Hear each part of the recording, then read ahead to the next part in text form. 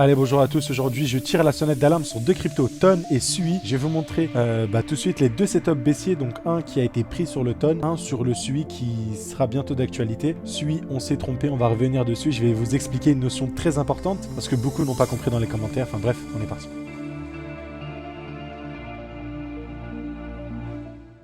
Voilà, n'oubliez pas, avant d'aller plus loin, abonnez-vous. On produit des vidéos tous les jours sur cette chaîne YouTube. Donc voilà. Aujourd'hui, on commence par le Ton, ce setup de distribution qu'on a eu. Encore une fois, un setup où je me suis fait vivement critiquer, où on était en haut, on m'a dit mais non, tu te trompes, c'est trop bullish, tu racontes n'importe quoi. L'adoption de masse, je sais pas qui, je sais pas quoi, le support. Bref, écoutez, j'ai un style de trading, il est comme ça. J'ai déjà détaillé ma stratégie dans une vidéo d'1 heure. Je vous ai déjà montré plein de vidéos, la manière dont je réfléchis. Et souvent, je suis assez contrariant. Enfin, je suis pas contrariant en fait, c'est surtout, je dirais, de la logique. Quand le truc monte, il va falloir chercher, si vous voulez, des setups de vente. Et quand le truc est en train de chuter, se stabiliser, on va chercher des zones d'achat. Deux choses, des trucs complètement débutants, t'enlèves l'analyse technique. Quand le prix est ennuyé et stagnant, c'est là où tu t'y intéresses et tu essayes d'acheter. Quand le prix est euphorique et excitant, c'est là où tu essayes de t'en méfier. C'est vraiment deux notions de base. Je pense qu'il y a une citation de Warren Buffett, achète quand les gens, vend quand les gens sont greedy et achète quand ils sont peureux. Bref, c'est la même logique, c'est vraiment un concept de base. Donc ça me fait doucement rire quand je vois certaines personnes me dire c'est pas toi qui as dit que tu verrais tel crypto à tel prix, ok?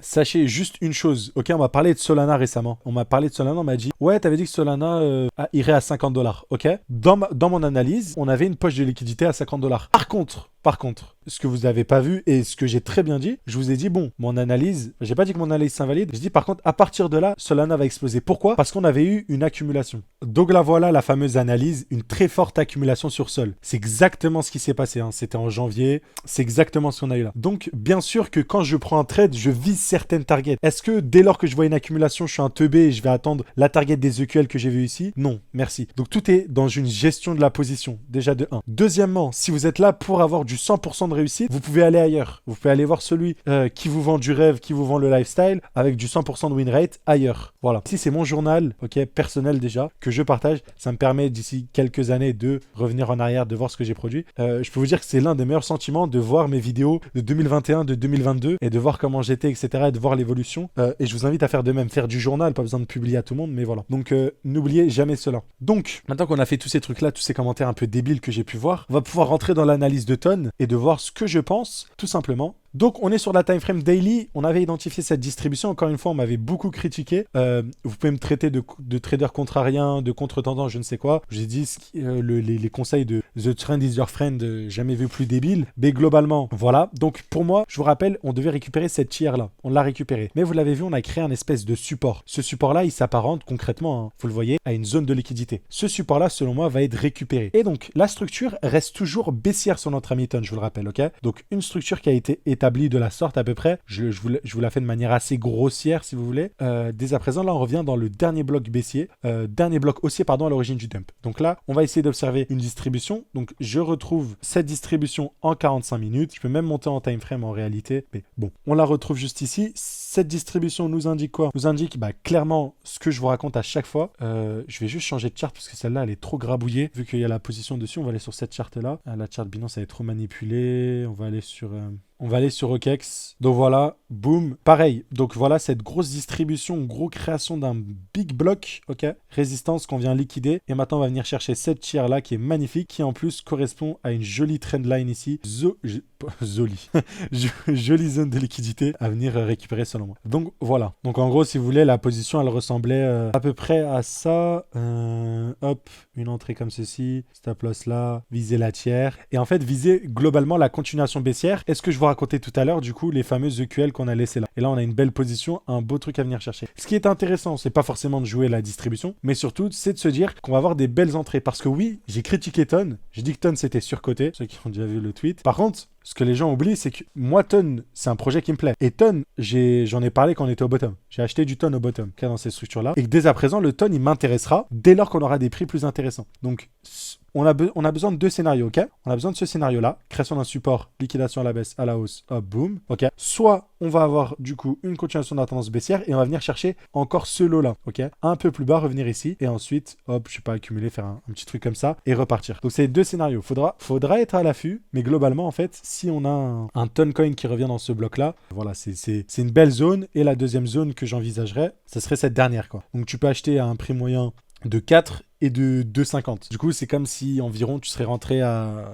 Entre 4 et 2, c'est comme si tu serais rentré en moyenne à 3 $, quoi. Environ ici. Anyways, ceci étant dit, sur Ton, du coup, là, on a la distribution qui a eu lieu là. Donc, pourquoi pas se positionner, c'est ce que j'ai fait. J'attends qu'on récupère la tiers pour ajuster le stop loss, toutes les choses de base. Et en plus, du coup, j'ai un œil sur Ton pour dès à présent racheter. Là où tout le monde était bullish, boum, j'étais bearish. Maintenant que tout le monde va se dire, ah, ça performe pas, c'est peut-être pas un bon coin, c'est peut-être pas un bon projet, c'est là où on va s'intéresser, ok? Truc de base, vraiment truc de base. Bref, ça, c'était la petite première opportunité à suivre sur notre ami le Toncoin. On passe du coup à notre ami le Sui. Le Sui, c'est quelque chose d'assez particulier parce qu'il a énormément pump. Pour moi, le pump est bientôt terminé. On a ce qu'on appelle une overextension. Mais ce que vous devez comprendre, c'est qu'ici, on avait observé quelque chose. On essayait de jouer une distribution ici qui s'est très vite invalidée. Juste là, donc je pensais qu'on avait le high ici, c'est invalidé. Donc on a continué plus haut. Mais dès à présent, j'ai l'impression qu'on a un nouveau high fait. Et là, je vais vous expliquer quelque chose d'assez important.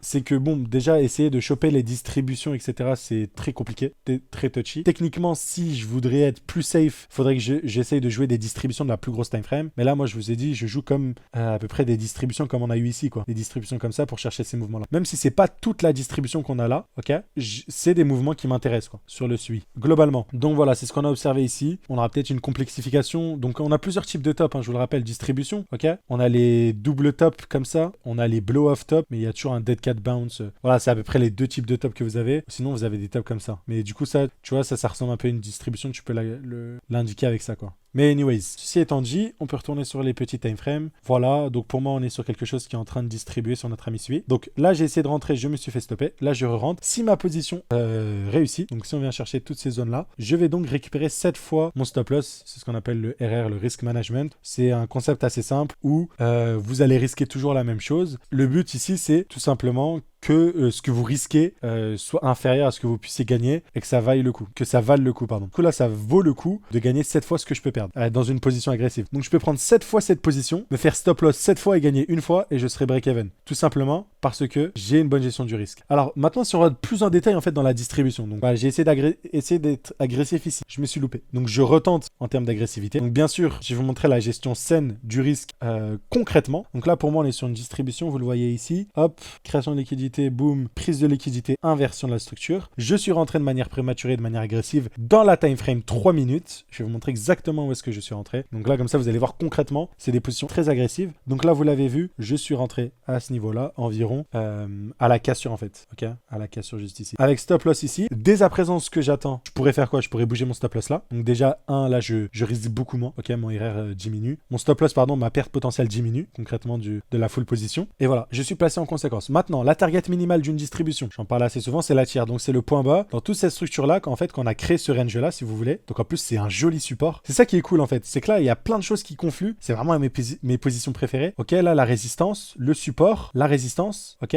la target minimale, c'est le point bas en fait de ce range. Le point bas, il est juste là. Donc maintenant, ce que je vais faire, c'est placer mon petit point en fait juste là, ok, qui est mon point de la tiers globalement, et je vais viser là. Dès qu'on va prendre la tiers, mon stop loss sera mis break even. Donc si on récupère la tiers, ce que je pourrais faire, c'est prendre des profits. Ok, ça y a pas de problème. Pour ma part, j'essaye de viser un top un peu plus conséquent qui va venir retracer l'overextension. Je vous montre ce que je vise. Donc je vais retourner sur des plus grosses time frames. Ce sera plus cool. Donc ça va bien charger. Donc pour vous la faire simple, je vise au moins le retracement de ce truc-là. Donc ça correspond parfaitement en fait avec la tiers, quoi. Et je vise en fait le fait que tout ça soit une complexification en fait d'une distribution, quoi. Si vous voulez, une distribution un peu ascendante si vous voulez, avant de retracer. C'est des choses qui arrivent. Donc là, avec un joli mouvement baissier, hop, et en fait, ça ferait la structure de double top, si vous voulez, comme ça. Pas double top, une épaule, bref, vous appelez ça comme vous voulez. Avec une grosse distribution quand même qui est visible, si vous voulez, sur une plus grosse time frame. Je sais pas si c'est sur du daily. Ouais, bon, c'est pas sur du daily, mais ce serait plus genre une distribution 4 heures pour retracer et venir chercher ce point bas-là, ok? Et les imbalances, quoi. Avant de,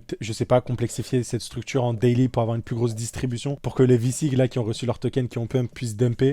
Mais voilà quoi. À suivre en tout cas l'épisode. La target minimale est ici. Ajustement du stop loss. Ok. Je vous ai montré aussi la gestion active pendant la position. La tier n'a pas été prise, mais un high a été fait dans la structure en 3 minutes. Boum. Hop. Je bouge le stop loss. Voilà, voilà. Donc, c'est à peu près la position. Le risk ratio est cool. Pour viser quoi? Viser quand même chercher des beaux niveaux. Donc, il y a de fortes probabilités qu'à partir d'ici, on rebondisse. Okay, prenne la tiers. Là, on est dans cette espèce d'FVG. On rebondit. Là, c'est là où il faudra observer ce qui se passe. Est-ce qu'on est, hop, continuation haussière ou bien continuer à dump, voilà. Là, vous le voyez clairement, ça commence à dump. Bon, demain, vous allez voir la vidéo, dommage. Mais vous avez la preuve en direct de l'analyse, etc. Tout simplement. Et puis, vous pouvez, encore une fois, essayer d'ajuster les entrées. Donc, peut-être rentrer un peu plus bas et un stop loss plus bas, quoi. Sur le dernier high et ainsi de suite. Donc là, avec ce dump-là, pourquoi pas bouger le stop loss ici, avoir une entrée sur un retracement et genre bouger son stop loss sur un autre high. Enfin, voilà. Vous êtes des grands garçons, mais voilà mon analyse sur celui. Je pense que ça va dump. Pourquoi? Le comment? L'analyse, le comment j'ai fait. À vous de le prendre, de le réappliquer sur d'autres actifs, bien évidemment. Le but ici, c'est pas de copier bêtement, c'est surtout de comprendre avec des cas pratiques et de les réappliquer au quotidien. Si jamais ce genre de compétences vous plaît, de maîtriser tous ces concepts-là, vous pouvez aller sur gzcomposite.com/smc-ilis. Vous avez ça dans la description et vous pouvez réserver un appel avec nous. On propose un accompagnement de 12 mois, ok? Donc on a formé déjà plus de 200 élèves, mais voilà, c'est 12 mois. Vous nous rejoignez et vous apprenez les Smart Money Concepts. Live Zoom tous les week-ends, 1h30, ok? Tous les week-ends pendant 12 mois, ok? Donc ça fait 4 sessions par mois sur 12 mois, ok? Vous pouvez faire 4 fois 12 dans votre tête. Vous avez à peu près le nombre de séances. Vous avez aussi plus de 50 heures de contenu à visionner quand vous rejoignez l'école aussi, du contenu précédent, ok? 50 heures de contenu. Donc voilà, je vous le dis, on est dimanche à l'heure où je tourne, d'ici la semaine là qui arrive, ok, d'ailleurs très bonne semaine, on va avoir un changement, donc profitez-en, c'est les derniers instants pour rejoindre le format tel qu'il est à l'heure actuelle, et les prix aussi peu bas. Après, on proposera des abonnements mensuels, mais malheureusement ce sera un peu plus cher, etc.